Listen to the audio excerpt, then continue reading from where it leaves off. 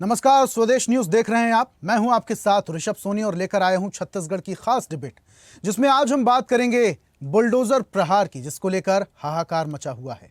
छत्तीसगढ़ में सत्ता परिवर्तन होते ही बुलडोजर की डिमांड भी बढ़ने लगी थी। प्रदेश भर में चारों तरफ कहीं अतिक्रमण तो कहीं विकास के नाम पर बुलडोजर लगातार चल रहा था। एक तरफ सरकार विधायकों के लिए आशियाने बनाकर ग्रामीणों के आशियानों पर बुलडोजर चला रही थी, तो दूसरी ओर चकाचौंध और सौंदर्य के लिए लोगों की गृहस्थी को जमींदोज किया जाना है। दरअसल राजधानी रायपुर से लगे नकटी गांव, जिसका नाम बदलकर अब सम्मानपुर कर दिया गया है, यहां विधायक कॉलोनी बनाने के लिए गांव के 80 से ज्यादा परिवारों को बेदखली का नोटिस मिला। कुछ इसी तरह केलो नदी के तट पर काया घाट पर करोड़ों की लागत से महानगरों की तर्ज पर मरीन ड्राइव बनने जा रही है, जिसके लिए 100 से ज्यादा घरों को नोटिस देकर तोड़ने का काम शुरू किया गया। अब इसको लेकर लोगों का गुस्सा भी फूट पड़ा और लोग इसी विकास का विरोध कर रहे हैं। लेकिन इसको लेकर राजनीतिक बयानबाजी भी शुरू हो गई है। ग्रामीणों के साथ साथ पीसीसी चीफ दीपक बैज ने सरकार के खिलाफ गंभीर आरोप लगाए। उनका कहना है सरकार और ठेकेदारों के बीच डील हो चुकी है। 100 से 500 करोड़ में डील करके प्रदेश के लोगों के घर तोड़ने का काम सरकार ने किया है। जिस तरह कांग्रेस नेताओं, सामाजिक कार्यकर्ताओं, ग्रामीणों की नाराजगी पर उप मुख्यमंत्री अरुण साव ने भी बयान दिया। उन्होंने कहा, इन सरकारी जमीनों पर अवैध रूप से अतिक्रमण किया गया है। नियमानुसार उन्हें नोटिस दिया गया। अफसर देने के बाद भी नहीं हटाए जाने पर प्रशासन ने कार्रवाई की। अब छत्तीसगढ़ में विकास कार्यों के नाम पर जिस तरह बुलडोजर चल रहा है, उसमें प्रशासन और ग्रामीणों के बीच संवाद की कमी और कानूनी पहलुओं की अस्पष्टता इस मुद्दे को और जटिल बना रही है। विकास के नाम पर यह बुलडोजर का प्रहार सरकार और प्रशासन के खिलाफ आक्रोश पैदा कर रहा है। इस पर आज चर्चा करेंगे, लेकिन उससे पहले कुछ बयान सुनिए। कहां गए विधायक जी? कहां गए वित्त मंत्री? क्या इस समय जनता के साथ खड़े होना चाहिए कि नहीं होना चाहिए? उनसे मेरा सवाल है। किस मॉडल की बात करते हैं वो? क्या यही विकास का मॉडल है? गरीबों का घर उजाड़ दो और सड़कें बना दो। सड़कें तो आसमान में भी बन सकती है, जरूरी नहीं है इसका गरीबों का घर उजाड़ने के लिए। मैंने देखा कुल मिलाकर शासन और प्रशासन के पास कोई प्लानिंग नहीं है। सिर्फ घर को, गरीबों का घर को उजाड़ना है, तोड़ना है, बेदखल करना है, यही उनके पास प्लानिंग है। मैं इसलिए कह रहा हूं, उनको शिफ्ट होने का मौका तक नहीं मिला। ऐसा जगह ले जाके छोड़ दिया गया है। जहां मैं जाके आ रहा हूं वहां, यहां शहर से 5 से 6 किलोमीटर दूर आप उस जगह को देखेंगे, वहां इंसान तो इंसान क्या, जानवर भी नहीं रह सकता। पूरी खिड़की, एक भी खिड़की नहीं है। आपने कहा अवैध अतिक्रमण, सरकारी जमीनों पर अवैध रूप से जिस किसी का भी कब्जा होगा, शासन नियमानुसार उन्हें नोटिस देती है, अवसर देती है, और अवसर देने के बाद भी कोई अतिक्रमण ना हटाए तो प्रशासन के पास कोई और तरीका नहीं होता है। वास्तव में अतिक्रमणों के कारण हम सबने देखा है कैसे तकलीफ होती है लोगों को, आम लोगों को तकलीफ होती है, और इसलिए जहां पर भी ऐसी आवश्यकता महसूस होती है अतिक्रमण हटाने की, प्रशासन नियमानुसार कार्यवाही करती है। तो बुलडोजर की कार्रवाई को लेकर अब लोगों में जहां गुस्सा है, तो वहीं अब कांग्रेस बीजेपी यानी कि सरकार को घेरने की कोशिश कर रही है। सरकार का अपना तर्क है।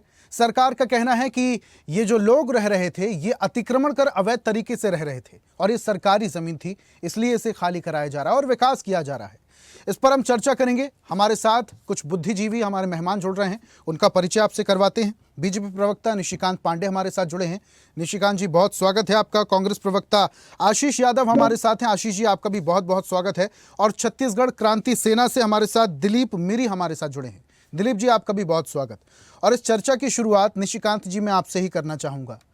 काफ़ी ज़्यादा लोग हैं यहाँ पर, संख्या काफ़ी ज़्यादा है। सम्मानपुर में 80 और अगर काया घाट की मैं बात करूं तो 100 से 150 लोगों को नोटिस दिया गया। बुलडोजर की कार्रवाई शुरू कर दी गई। लोगों के, ग्रामीणों को, आशियानों को उजाड़ कर आप विधायक की कॉलोनी बनाने की कोशिश कर रहे हैं सर।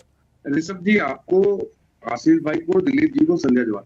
देखिए, जो आपने कहा आशियाने उजाड़ कर विधायक की कॉलोनी बनाई जा रही है, वो जमीन कौन सा है? अगर अवैध अतिक्रमण किया गया है, क्या ये सरकार का दायित्व नहीं है, प्रशासन का दायित्व नहीं है? अतिक्रमण करने का अधिकार किसी के पास है क्या? और जबकि आपको सूचित किया गया है कि संवेदना हमारी उनके साथ है, और उसी के कारण देखिए पूरे देश में, पेन इंडिया में प्रधानमंत्री आवास का निर्माण ही वंचित लोगों के लिए किया जा रहा है। लेकिन जो जमीनें राज्य सरकार की है, उस पे अवैध अतिक्रमण कोई, मुझे नहीं लगता कि कांग्रेस पार्टी हो, आप हो या कोई और हो, इसको स्वीकार करेगा। जबकि नियमानुसार कार्रवाई करने के लिए उनको सूचना भी दी गई थी। अब आप नहीं हटते तो आपके पास ऑप्शन क्या होता है? क्योंकि जहां भी ये व्यवस्था बन रही है, उनके लिए अल्टरनेट व्यवस्था बनाने की प्रक्रिया भी की जाएगी। लेकिन इस प्रकार से अतिक्रमण करना मुझे लगता है कि कानून के साथ ठीक नहीं है, और कानून सम्मत भी नहीं है। समाज में इस तरह की व्यवस्था को उत्पन्न करना ही नहीं चाहिए।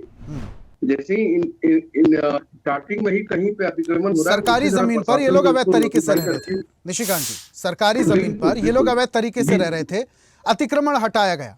आपको ये भी जानकारी होगी, प्रधानमंत्री आवास योजना भी वहां पर, जो प्रधानमंत्री आवास योजना के तहत जो मकान बने थे वो भी वहां पर बने हुए। तो वो प्रधानमंत्री आवास जो बना है वो सरकारी जमीन पे ही बना है। ठीक है, लेकिन जिस प्रकार से उस इंक्रोचमेंट को तो हटाना हमारा दायित्व भी है, क्योंकि हम उनके प्रति संवेदनशील हैं।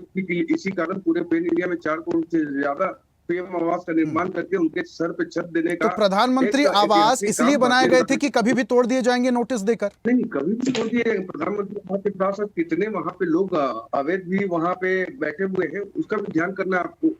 क्योंकि एक इसमें ऋषभ जी एक ही पॉइंट है जिसको क्लैरिफाई करने की आवश्यकता है कि अवैध आपके कोई निजी संपत्ति को कोई ब्रेक कर रहा है, कोई इसको उड़ा रहा है या नष्ट कर रहा है तो अलग विषय है।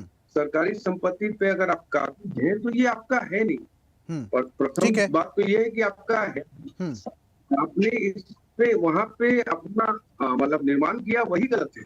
क्योंकि आपने निर्माण किया, ठीक है, इसलिए पुनर्वास की नीति बनाई जाती है कि आप यहाँ खाली कीजिए, हम दूसरी जगह आपको देंगे। कई जगह कई सरकारों ने किया, हम तो पूरे पेन इंडिया में कर रहे हैं और अभी भी हम सहानुभूति के साथ उनके साथ खड़े हैं। लेकिन विषय ये आता है कि जो सरकारी जमीन है उस पे अतिक्रमण करने का अधिकार किसी को नहीं होना चाहिए, और जो कि जायज भी नहीं है, तो उसको तो हमको करना ही पड़ेगा। हालांकि दूसरा कॉन्टेक्स्ट ये आता है कि जब आप पीएम आवास दे रहे हैं तो ये ऐसा क्यों कर रहे हैं? पीएम आवास इज डिफरेंट थिंग, और ये अलग है। आप इंक्रोचमेंट करने का अधिकार आपके पास नहीं है, और कहीं पे भी अगर ऐसा इंक्रोचमेंट हो रहा है तो प्रशासन को अर्ली स्टेज में ही संज्ञान लेके वहां से इसको हटा देना चाहिए। सरकार की जिम्मेदारी बनती है, अवैध तरीके से अतिक्रमण किया गया है उसे हटाया जाए। लेकिन क्या सरकार की जिम्मेदारी ये नहीं बनती है कि जिन लोगों का वोट पाकर सरकार सत्ता में आई है उनका ख्याल किया जाए? नोटिस देना तो नाकाफी है ना सर, नोटिस देना काफी नहीं है, उनकी विस्थापन की व्यवस्था भी आपको करनी चाहिए। उन्हीं के वोट से तो आपकी सरकार बनी है। बिल्कुल नहीं, वोट यहाँ विषय नहीं है। वोट को आप अलग पालने पर रखिए, दूसरे पालने पर इसको रखिए कि अगर वो उनके पास आवास नहीं है तो हम तो चयनित कर ही रहे हैं। हितग्राही कहाँ से आ रहे हैं? जो 4 करोड़ से ज्यादा हितग्राही बने हैं वो कहाँ से आए? इसी तबके के लोग हैं और हम उनको दे रहे हैं। लेकिन आप इस तरह से आप बोल रहे हैं कि नोटिस देना ही काफी नहीं है, तो क्या किया जाए? अगर नोटिस देना काफी नहीं है, विस्थापन की व्यवस्था की आपने?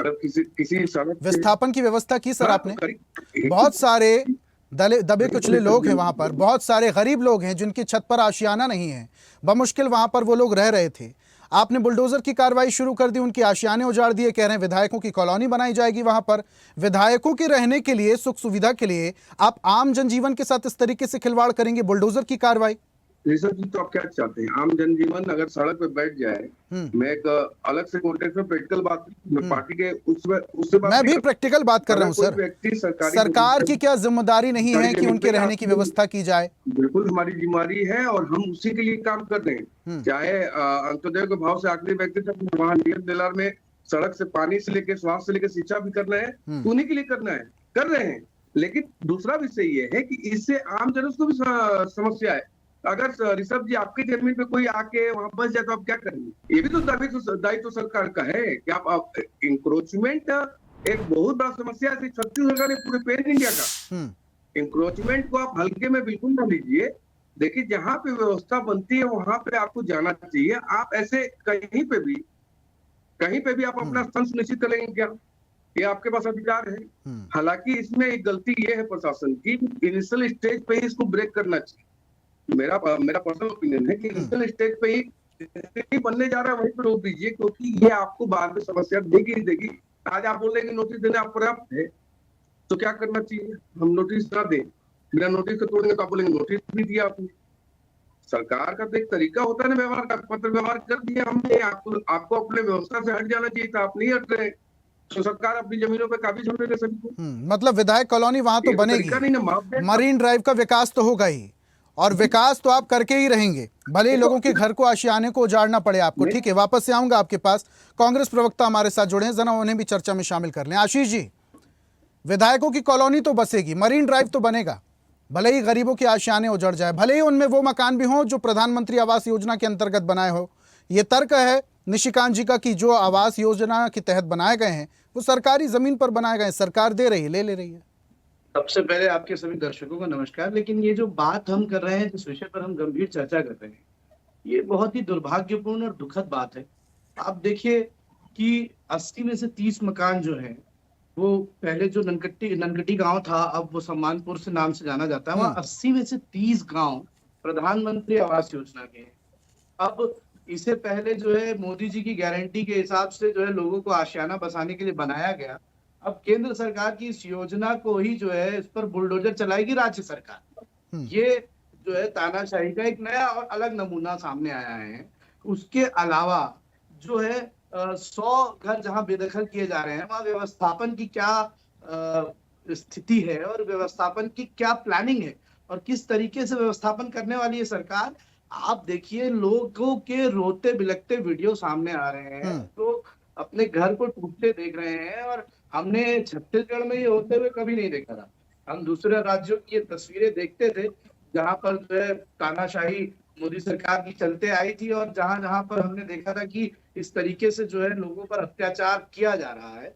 इस तरीके का अत्याचार और आंख बंद करके जो है इस पे ये कह देना कि ये सरकारी जमीन थी, नोटिस तो दे दिया गया है। आप बताइए, क्या विशिष्ट अधिनियम जो था 1963 का उसका पालन किया जा रहा है, या व्यवस्थापन और जो नियम था 2013 का उसका पालन किया जा रहा है? निशिकांत जी कह रहे हैं कि अगर नोटिस नहीं देते तो भी आप सवाल उठाते कि बिना नोटिस दिए मकान तोड़ रहे हैं, नोटिस न दें तो क्या करें? नहीं सर, अवैध अतिक्रमण तो हटाना ही है।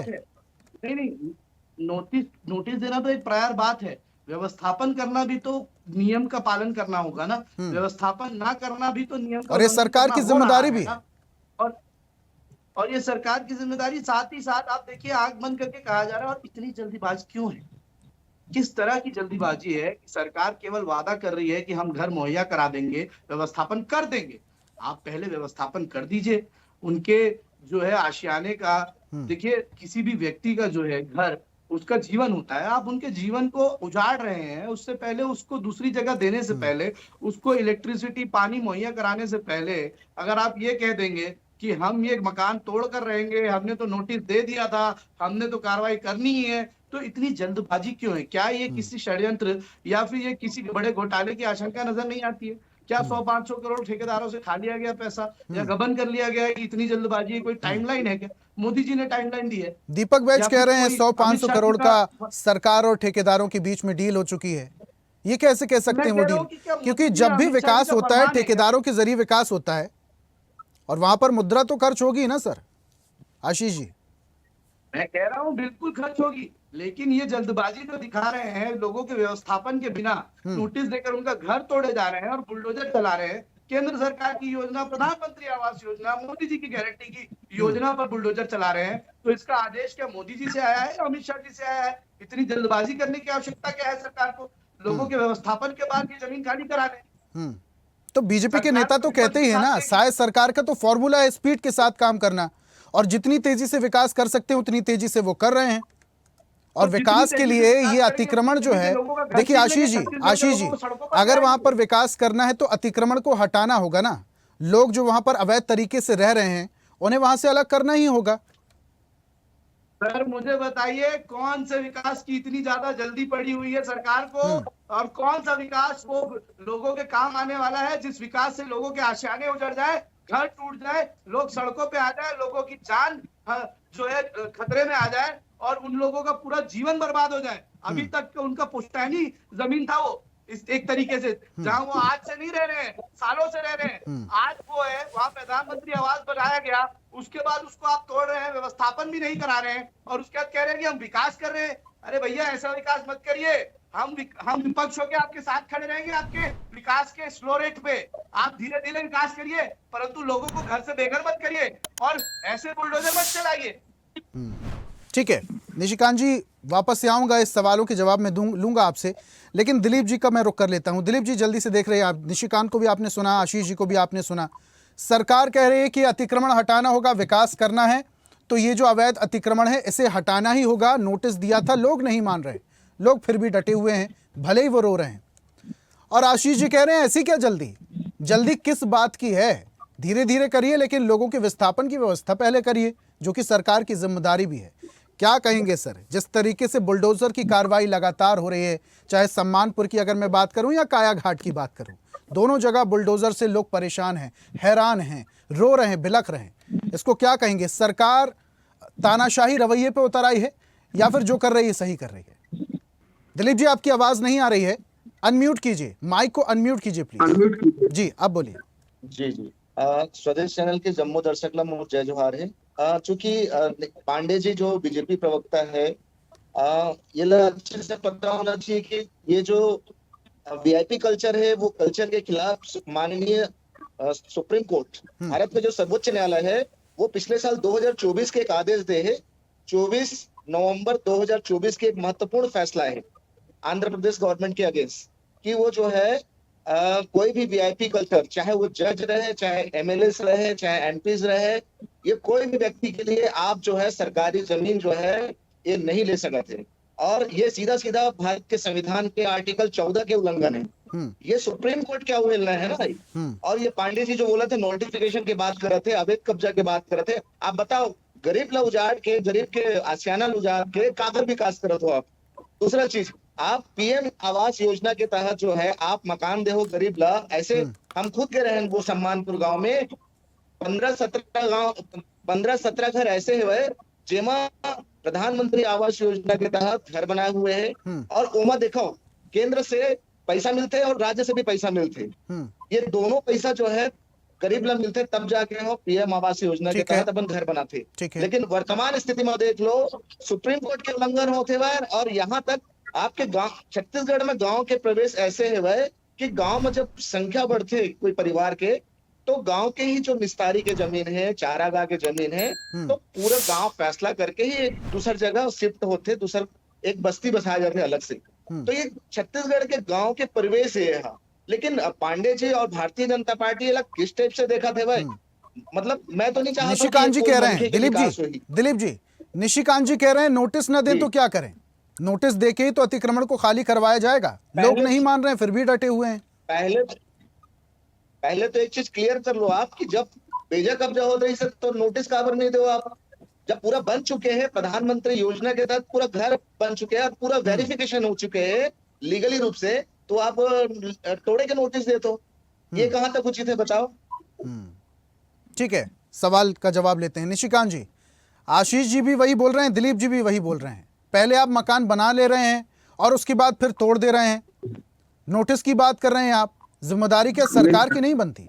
बिल्कुल बनती है, जिम्मेदारी सरकार की है, लेकिन जिस प्रकार से प्रदेश की जनता को गुमराह करके भड़काने का प्रयास आशीष जी ने किया, जो पुश्तैनी जमीन है। अब मैं आपसे पूछता हूँ ऋषभ जी, इस प्रकार का स्टेटमेंट कोट करके कांग्रेस पार्टी क्या चाहती? या तो आशीष जी को जानकारी नहीं है, या बड़ बोले पर में कह रहे हैं पुश्तैनी जमीन, कैसे संभव है? आपने जब अभी बोला पुश्तैनी जमीन है, तो पुश्तैनी जमीन किसकी पुश्तैनी जमीन पर हमने बुलडोजर चला दिया? दूसरा, दिलीप जी बड़े भाई बोल रहे हैं कि सुप्रीम कोर्ट का अवहेलना है। विषय ये है, उस पर क्या होगा जमीन को वो अलग विषय है, लेकिन अतिक्रमण है या नहीं, सरकारी जमीन पे अतिक्रमण किया गया है या नहीं किया गया, उस पर क्या बनेगा वो विषय अलग। अगर अतिक्रमण है तो क्या उसको हटाना चाहिए कि नहीं हटाना चाहिए? कि आप इसको लगातार बढ़ावा देते रहेंगे तो एक समय ऐसा आएगा दिलीप जी कि चारों तरफ अतिक्रमण ही आपको दिखेगा और हम ही और आपको तकलीफ। प्रधानमंत्री आवास को बनाना और फिर तोड़ना क्या उचित है? साहब, निशिकांत जी, छोड़ो, व्यवस्थापन होगा, प्रधानमंत्री क्योंकि आवास हमारी योजना चीजें पहले बना दी और अब तोड़ने का नोटिस क्या है उचित है? देखो, मैं आपके बीच में बोला नहीं, तो थोड़ा सा धैर्य रख के सुनिए। व्यवस्थापन की बात कर रहे हैं, 5 साल आपकी सरकार थी, आपने क्या किया, और हम 11 साल से सरकार में है प्रदेश में, और 4 करोड़ से ज्यादा पीएम आवास किसको दिया है? हमने किसी का घर नहीं तोड़ा साहब। मैं आपके बीच में नहीं बोला, इतना मतलब घर में नहीं बोल पाते, पार्टी कार्यालय में नहीं बोल पाते, तो यहाँ बोलेंगे क्या? मेरे टर्म में नहीं मुझे नहीं निशिकांत जी, बोलिए, देखिए पर्सनल नहीं जाइए, पर्सनल नहीं जाइए। देखिए जी, चर्चा हो रही है, चर्चा में जी। ऐसे इस तरीके से बोलना तो ठीक है। रखिए अपनी बात रखिए निशिकांत जी। निशिकांत जी बोलिए। जी मैं वही बोल रहा हूँ, सब जी ठीक है, आपके इंटेंट बहुत अच्छे हो सकते हैं, आपके इंटेंट ऐसा नहीं है कि मैं आपके इंटेंट पे सवाल उठा रहा हूँ, लेकिन मेरा एक नहीं, आप लेकिन पर्सनल अगर जाएंगे तो मैं सवाल उठाऊंगा अगर सर। कोई, आप पर्सनल अगर जाएंगे तो मैं सवाल उठाऊंगा सर। आपने सभी जितना आपको सवाल उठाइए, मैं जवाब दूंगा, लेकिन मैं कुछ और कह रहा हूँ। इंटेंट कांग्रेस पार्टी का बहुत अच्छा हो सकता है, या दिलीप जी का अच्छा हो सकता है। मेरा एक गंभीर प्रश्न है कि क्या कहीं पे बेजा कब्जा होने दिया जाए, अतिक्रमण चलने दिया जाए, उसको रेक्टिफाई करके उसको सॉर्ट आउट नहीं किया जाए? क्या ये आप लोग चाहते हैं? अगर आप लोग ये चाहते हैं कि सारे प्रदेश, क्या सरकार विस्थापन नहीं चाहती है? निशिकांत जी, जिन लोगों को बेघर किया जा रहा है, बेघर करने से पहले घर की व्यवस्था की जाए, क्या ये सरकार नहीं चाहती है? क्या ये सरकार की मंशा नहीं है? प्रधानमंत्री आवास योजना, ये तो प्रधानमंत्री मोदी का ड्रीम प्रोजेक्ट है। तो हम तो कर रहे हैं ना, उस पे तो तोड़ भी तो रहे हैं ना, हमारा ड्रीम प्रोजेक्ट तोड़ भी तो रहे हैं सर। प्रधानमंत्री आवास टूट भी तो रहे हैं नोटिस के जरिए। कोड बनाए तो आपने शाबाशी नहीं दी, लेकिन 30 अगर टूट रहे हैं तो आपको मतलब उससे तकलीफ हो रहा है, वो तो बिल्कुल होगा ना सर, सही है, वो तो बिल्कुल होगा, क्योंकि देखिए जनता के प्रति आपकी जिम्मेदारी तो बनती है ना निशिकांत जी, ये तो बात आप मानते हैं। जिम्मेदारी से भारतीय जनता पार्टी की सरकार कहीं नहीं भाग सकती, ये भी हमारी जिम्मेदारी कि उनका विस्थापन किया जाएगा, अच्छे से किया जाएगा। लेकिन 2 चीजें, इलीगल इंक्रोचमेंट क्या स्वीकार करना चाहिए आपको। हाँ, जो लोग हैं वहां पे उनकी क्या व्यवस्था बनानी है, हम बनाएंगे, जरूर बनाएंगे, इसमें कोई किंतु परंतु नहीं।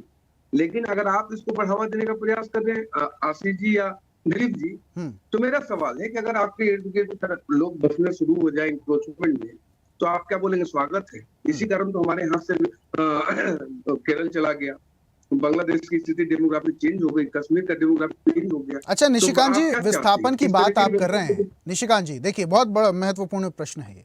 विस्थापन की बात देखिए आप कर रहे हैं, आप बोल रहे हैं कि जो अतिक्रमण है उसे तो हटाएंगे ही, लेकिन जो लोग हैं परेशान ना हो, विस्थापन की व्यवस्था आप करेंगे, सरकार करेगी, है ना?